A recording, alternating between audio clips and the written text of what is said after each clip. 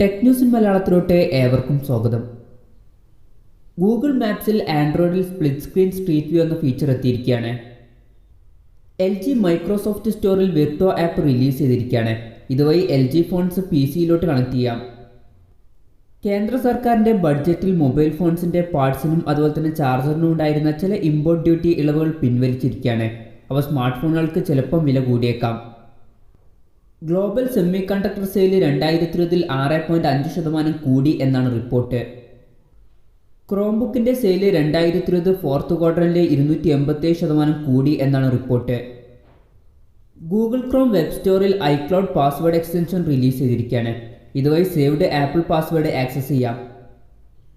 Apple beats ഹെഡ്ഫോണിന് വേണ്ടിയിട്ട് മീഡിയാടെക്കിന് order കൊടുത്തു എന്നാണ് റിപ്പോർട്ട്.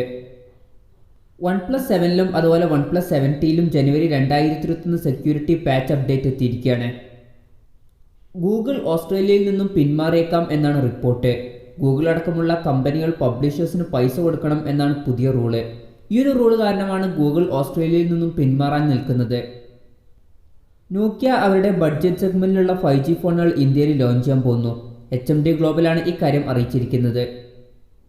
13 എന്ന നമ്പർ അൺലക്കി ആയതുകൊണ്ട് iPhone 13 സീരീസിൻ്റെ പേര് ഒഴിവാക്കിയിട്ട് പകരം iPhone 12 സീരീസ് ആക്കിയേക്കാം എന്നാണ് റിപ്പോർട്ട്. റോയൽ പ്ലക്സ് പൈയുടെ പുതിയ ഫോൺ 10ൽ ലിസ്റ്റ് ചെയ്തിരിക്കുകയാണ്. ഇത് ഫോൾഡബിൾ ഫോണാണ്.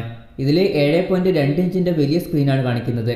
പിന്നെ ഇതിൽ 3360 mAh ബാറ്ററി വരുന്നതായിരിക്കും. ഫോണിൻ്റെ പിന്നിൽ സ്ക്വയർ ഷേപ്പിലുള്ള ക്യാമറ മോഡ്യൂളാണ് വരുന്നത്. പിന്നിൽ ഡ്യുവൽ ക്യാമറ സെറ്റപ്പാണ് കൊടുത്തിരിക്കുന്നത്. ഈ ഫോണിൽ സെൽഫി ക്യാമറ വരുന്നില്ല.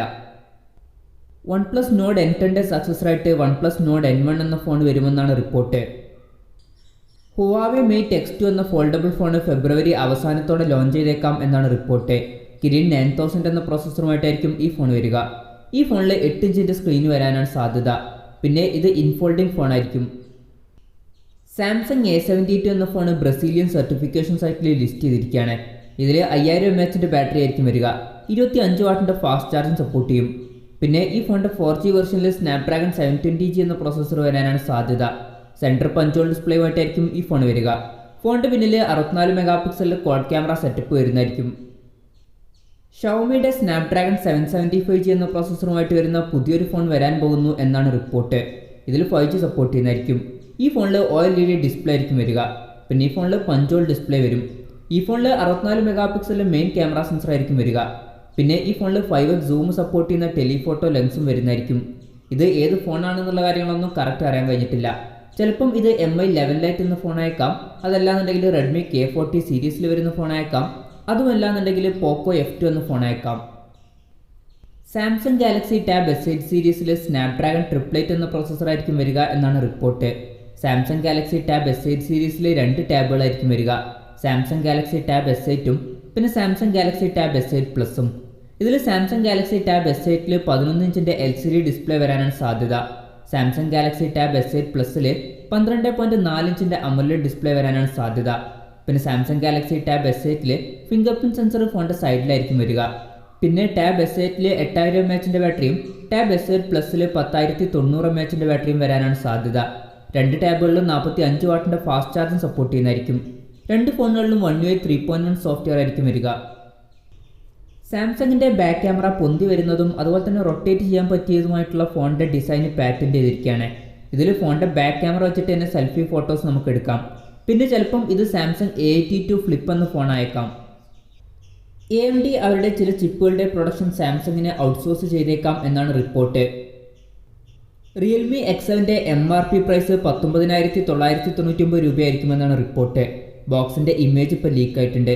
ഇതിൽ വില ഇതാണ് കാണിക്കുന്നത്. ഈ ഫോണിൽ 6.4 ഇഞ്ചിൻ്റെ full HD+ super AMOLED display വരാനാണ് സാധ്യത. പിന്നെ പഞ്ചോൾ ഡിസ്പ്ലേയുമായിട്ടായിരിക്കും ഈ ഫോൺ വരിക. ഈ ഫോണിൽ മീഡിയാടെക്കിൻ്റെ Dimensity 800U എന്ന പ്രോസസ്സർ വരും. ഫോണിൻ്റെ പിന്നിൽ 64 MP ട്രിപ്പിൾ ക്യാമറ സെറ്റപ്പും ഫ്രണ്ടിൽ 16 MP സെൽഫി ക്യാമറയും വരും. 4300 mAh ബാറ്ററിയുമായിട്ടായിരിക്കും ഈ ഫോൺ വരിക. ഈ ഫോണിൽ 50 വാട്ടിൻ്റെ ഫാസ്റ്റ് ചാർജിങ് സപ്പോർട്ട് ചെയ്യുന്നതായിരിക്കും. ഫെബ്രുവരി 4-നാണ് റിയൽമി X7 സീരീസ് ഇന്ത്യയിൽ ലോഞ്ച് ചെയ്യുന്നത്. വിവോ X60 സീരീസ് മാർച്ച് അവസാനത്തോടെ അല്ലെങ്കിൽ ഏപ്രിൽ ആദ്യത്തിൽ ഇന്ത്യയിൽ ലോഞ്ച് ചെയ്യുമെന്നാണ് റിപ്പോർട്ട്. ഇതിൽ വിവോ X60 Pro Plus എന്ന ഫോൺ എന്തായാലും ലോഞ്ച് ചെയ്തേക്കാം. ചിലപ്പം ഇതിൻ്റെ കൂടെ വിവോ X60യും അതുപോലെ തന്നെ വിവോ X60 Proയും ലോഞ്ച് ചെയ്തേക്കാം. വിവോ X60 Pro പ്ലസിലെ 6.56 ഇഞ്ചിൻ്റെ full HD plus AMOLED display ആണ് വരുന്നത്. ഈ ഫോണിൽ പഞ്ചോൾ ഡിസ്പ്ലേ ആണ് കൊടുത്തിരിക്കുന്നത്. ഡിസ്പ്ലേയിൽ 120 ഹെർട്സിൻ്റെ റിഫ്രഷ് റേറ്റ് സപ്പോർട്ട് ചെയ്യുന്നതായിരിക്കും. സ്നാപ്ഡ്രാഗൺ 888 എന്ന പ്രോസസ്സറുമായിട്ടായിരിക്കും ഈ ഫോൺ വരിക. ഫോണിൻ്റെ പിന്നിൽ 50 മെഗാ പിക്സലിലെ ക്വാഡ് ക്യാമറ സെറ്റപ്പും ഫ്രണ്ടിൽ 32 മെഗാ പിക്സലിലെ സെൽഫി ക്യാമറയും വരും. 4200 mAh ബാറ്ററിയുമായിട്ടായിരിക്കും ഈ ഫോൺ വരിക. ഈ ഫോണിൽ 55 വാട്ടിൻ്റെ ഫാസ്റ്റ് ചാർജിങ് സപ്പോർട്ട് ചെയ്യും. ഓപ്പോ റെനോ 5 Pro Plus എന്ന ഫോൺ ഗ്ലോബൽ സർട്ടിഫിക്കേഷൻ ഫോറത്തിൽ ലിസ്റ്റ് ചെയ്തിരിക്കുകയാണ്. അപ്പോൾ ഈ ഫോൺ അടുത്ത് തന്നെ ഗ്ലോബലി ലോഞ്ച് ചെയ്യുന്നതായിരിക്കും. ഈ ഫോണിൽ 6.55 ഇഞ്ചിൻ്റെ full HD plus AMOLED display ആണ് വരുന്നത്. ഈ ഫോണിൽ കേർഡ് ഡിസ്പ്ലേ കൊടുത്തിട്ടുണ്ട്. പഞ്ചോൾ ഡിസ്പ്ലേയുമായിട്ടാണ് ഈ ഫോൺ വരുന്നത്. ഡിസ്പ്ലേയിൽ 90 ഹെർട്സിൻ്റെ റിഫ്രഷ് റേറ്റ് സപ്പോർട്ട് ചെയ്യുന്നുണ്ട്. സ്നാപ്ഡ്രാഗൺ 865 എന്ന പ്രോസസ്സറുമായിട്ടായിരിക്കും ഈ ഫോൺ വരിക. പിന്നെ ഫോണിൻ്റെ പിന്നിൽ 50 മെഗാ പിക്സലിലെ ക്വാഡ് ക്യാമറ സെറ്റപ്പാണ് വരുന്നത്. ഫ്രണ്ടിൽ 32 മെഗാ പിക്സലിലെ സെൽഫി ക്യാമറ കൊടുത്തിട്ടുണ്ട്. 4500 mAh ബാറ്ററിയുമായിട്ടായിരിക്കും ഈ ഫോൺ വരിക. ഈ ഫോണിൽ 65 വാട്ടിൻ്റെ ഫാസ്റ്റ് ചാർജിങ് സപ്പോർട്ട് ചെയ്യുന്നതായിരിക്കും. പോക്കോ X3 Pro എന്ന ഫോണിന് FCC സർട്ടിഫിക്കേഷൻ ലഭിച്ചിരിക്കുകയാണ്.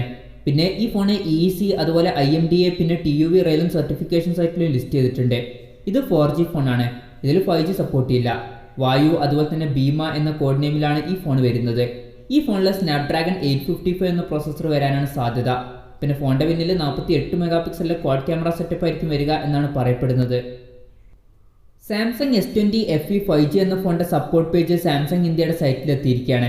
പിന്നെ ഈ ഫോൺ ഇന്ത്യയിൽ BIS സർട്ടിഫിക്കേഷൻ സൈറ്റിലും ലിസ്റ്റ് ചെയ്തിട്ടുണ്ട്. അപ്പോൾ ഈ ഫോൺ അടുത്ത് തന്നെ ഇന്ത്യയിൽ ലോഞ്ച് ചെയ്യുന്നതായിരിക്കും. 6.5 ഇഞ്ചിൻ്റെ full HD plus super AMOLED ഡിസ്പ്ലേയുമായിട്ടായിരിക്കും ഈ ഫോൺ വരിക. ഡിസ്പ്ലേയിൽ 120 ഹെർട്സിൻ്റെ റിഫ്രഷ് റേറ്റ് സപ്പോർട്ട് ചെയ്യും. പിന്നെ പഞ്ചോൾ ഡിസ്പ്ലേയുമായിട്ടാണ് ഈ ഫോൺ വരുന്നത്.